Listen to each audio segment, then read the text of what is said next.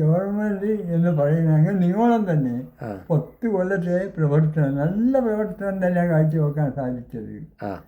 അതായത് ഒന്ന് ഇപ്പോൾ അസാധ്യമെന്ന് പറഞ്ഞ റോഡാണ് ഒന്ന് പൂർത്തിയാക്കാൻ പോകുന്നത്, നാഷണൽ ഹൈവേ. മറ്റൊന്ന് ഈ ഒരു ഗ്യാസ് പൈപ്പ്, അത് അസാധ്യമായിരുന്നു. ഗെയിലി.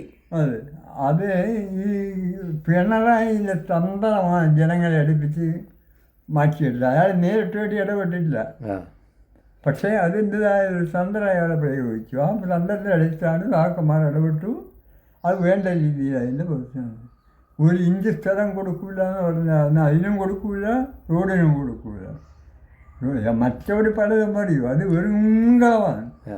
ഒരു സംശയം അക്കാര്യത്തിലില്ല. നമുക്ക് മനസ്സിലാകുന്നില്ലേ? ഇപ്പം തന്നെ ശബരിമലയിലൊരു കാര്യം പറഞ്ഞു, ഈ സ്വർണ്ണപ്പാടിയിലെ കാര്യം. എന്താ കമ്മ്യൂണിസ്റ്റുകാരനൊരു ബാധ്യത? ഒന്നുമില്ല. അതെ, അപ്പോൾ ആ കാര്യം നമ്മൾ മനസ്സിലാക്കണം.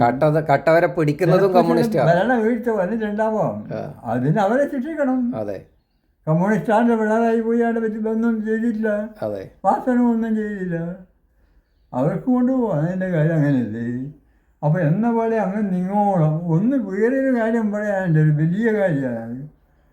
ഈ ഉമ്മൻചാണ്ടി സർക്കാർ ഭരണം ഒഴിഞ്ഞു പോകുമ്പോൾ 18 മാസക്കാലത്തെ ക്ഷേമ പെൻഷനാണ് 400 രൂപ വെച്ച് കൊടുക്കുക.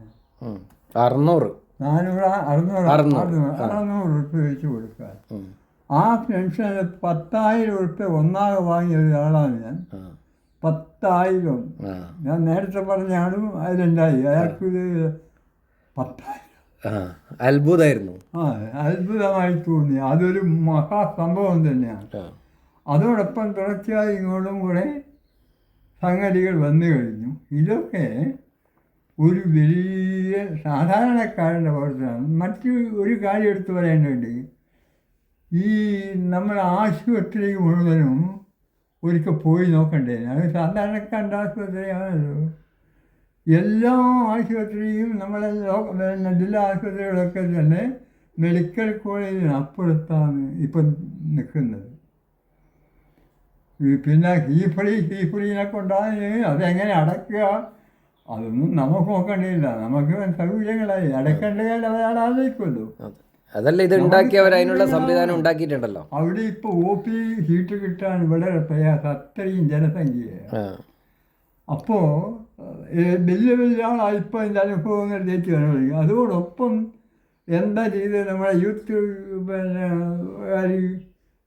ഡിവൈഎഫ്കാർ ചോറൂണ് കൊടുക്കുക, 2 ചോറൂണ് ഒരു രോഗിക്ക്. അതൊരു മഹാസംഭവമാണ്, ചെറിയ സംഭവമല്ല.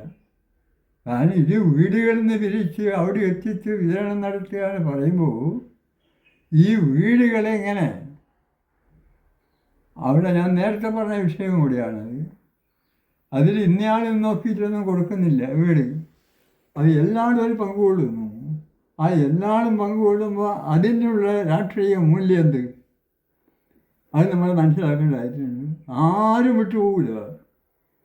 അവർ ദിവസം 2 ചോറ് പൊതിയാണ് ഉണ്ടാക്കി കൊടുക്കുന്നത്. അതിൽ എൻ്റെ മോള് ഒരാഴ്ച അടക്കാതെ പറഞ്ഞു പൊച്ചമീൻ, ചിലപ്പോൾ ചിക്കൻ, എല്ലാവർക്കും കിട്ടൂല. ഇതൊക്കെ ഒരു വലിയ കാര്യം തന്നെയാണ്. അതോടൊപ്പം മറ്റൊന്ന് പറയാം, അത് വലിയ അതിലപ്പുറം ഇതു സ്കൂളുകൾ നമുക്ക് വേണ്ടി. സ്കൂളുകളിൽ എങ്ങനെയാണ് നമ്മൾ പോയി നടക്കുക? നമ്മൾ പണ്ട് പോയ ആദ്യം പോലത്തെ സ്കൂളുകളിലും ഇന്ന് തിരി എഴുതി എന്താ സ്കൂൾ, ഒരു ചണ്ടയും രാഷ്ട്രീയ തീവ്രം കീഴിയുടെ കണ്ടു കാണുന്നില്ല. അതാണ് സംഭവം. ആ സംഭവം വളരെ വ്യക്തമാക്കേണ്ട ജനങ്ങളോട്. വേഗമൊന്നും ജനങ്ങൾക്ക് കാര്യങ്ങൾ ബോധ്യം വരില്ല. കാരണം എന്താണെന്ന് വെച്ചാൽ ഈ മഞ്ഞക്കണ്ണുള്ള ആളുകൾ അന്ത്യോടെ കേൾക്കൊണ്ടിരിക്കുന്നവരാണ്. എത്ര പറഞ്ഞു കൊടുത്തു. ഒരു ഇടുക്കിയിലൊരു പെണ്ണുങ്ങളല്ലേ ക്ഷേമ പെൻഷന് പിന്നെ ബർമ്മക്കും ചട്ടി അതെ, ഒന്ന് ആലോചിച്ച് നോക്ക്. എന്ത് കുറ്റത്തിനാക്കിയത് ഒന്ന് പറഞ്ഞു നോക്കപ്പോൾ അതിൻ്റെ കാര്യം.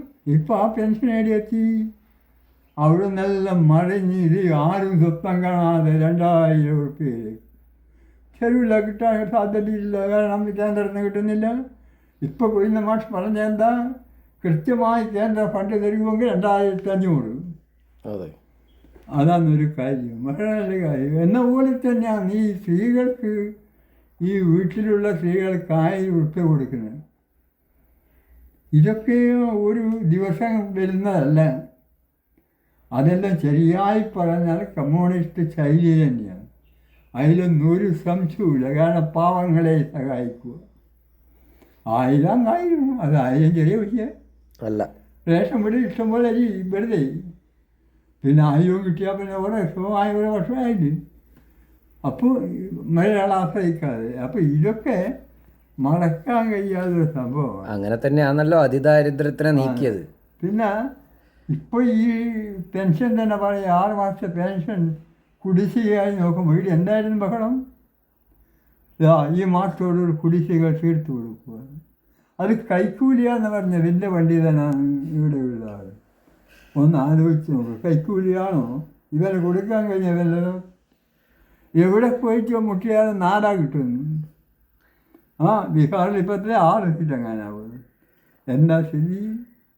അപ്പോൾ അതാണ് അതിൻ്റെ ഒരു മറ്റൊരു കാര്യം. ഈ കോൺഗ്രസ് എന്ന് പറയുന്ന സാധനം മിക്കവാറും അതിൻ്റെ അടിയൊഴുക്കായി. അത് ഒരു സംശയവും അതിനെ രക്ഷപ്പെടാൻ മാർഗവുമില്ല. ഈ കേരളത്തിൽ ചിലരെ പഠിച്ചിരിക്കുന്ന വർഗീയ പാർട്ടികളെയും മറ്റുള്ള ചില ആളുകളെയും വെച്ചിട്ടാണ്. അപ്പോൾ ഈ ഗവൺമെൻറ് എന്താണ്, ആ ഗവൺമെൻറ് അതാണ് പരിശോധിക്കേണ്ടത്. അപ്പോൾ ഞാനിപ്പം നമ്മുടെ മെമ്പറോട് പറഞ്ഞു, വീട്ടിലേക്ക് കച്ചേരിയിരിക്കണം സമയം നേരമില്ല എന്ന് പറഞ്ഞുകൂടാ. എന്നിട്ടോ ആളെ കാണണം, കണ്ടിട്ടോ ചില്ലറ കാര്യങ്ങൾ ഒന്നുമില്ല. പെൻഷൻ കാര്യം മാത്രം പറഞ്ഞാൽ മതി. അതിപ്പോൾ അടുത്ത ദിവസം കയ്യിലെത്തും. ഇന്നും കൂടി പറഞ്ഞ് 20-ാം തീയതി കൊടുക്കും. എഴുന്നാ കൊടുക്കുമോ എന്നൊരാൾ ചോദിച്ചിട്ടുണ്ട്. ഞാൻ നിന്നോട് നേരത്തെ ഒരു വാക്ക് പറഞ്ഞു, പെൻഷൻ വീട്ടിലെത്തുമ്പോഴൂ അതെങ്ങനെ എത്തുക? ഇയാൾ ഉദ്ദേശ പെൻഷൻ ഏതാണ്, ഈ കൊടുക്കേണ്ട പെൻഷൻ ഏതാണെന്ന് അറിയില്ല. എത്ര പൈസയാണ് അതിന്? 30 ഉറുപ്പികളാണ് ഒരു വീട്ടിൽ കയറാൻ കൊടുക്കുന്നത് അല്ലേ? ഒന്ന് ആലോചിച്ച് നോക്കുക കാര്യം. ഇതൊന്നും ഇവർക്കൊന്നും ചെയ്യാൻ കഴിയില്ല. എന്തുകൊണ്ട് പിണറായിക്ക് ചെയ്യാൻ കഴിയും? അതാ പിന്നെ പരിശോധിക്കേണ്ടത്. ഇതൊക്കെ ചെയ്തു നല്ല കാര്യങ്ങൾ, എന്തുകൊണ്ട് ചെയ്യാൻ കഴിയും? കേരളത്തിൽ ഫണ്ടില്ല, ഇതെങ്ങനെ ഉണ്ടായിപ്പോകും? അതാണ് കമ്മ്യൂണിസ്റ്റ് ശൈലി. ആ കമ്മ്യൂണിസ്റ്റ് ശൈലിയിലാണ് കമ്മിയായ പണമൊക്കെ നേരായി വരികയും ജനങ്ങൾക്ക് ബോധനാകുന്ന സഹായങ്ങൾ ചെയ്യുകയും ചെയ്യുന്നത്. ഒരു സംശയക്കാറ്റുകൊണ്ട് ഈ കമ്മ്യൂണിസ്റ്റ് ശൈലി എന്ന് പറയുന്ന ശൈലിയല്ല, അതിൻ്റെ തത്വശാസ്ത്രത്തിൻ്റെ ഒരു വലിയ വിലയാണത്.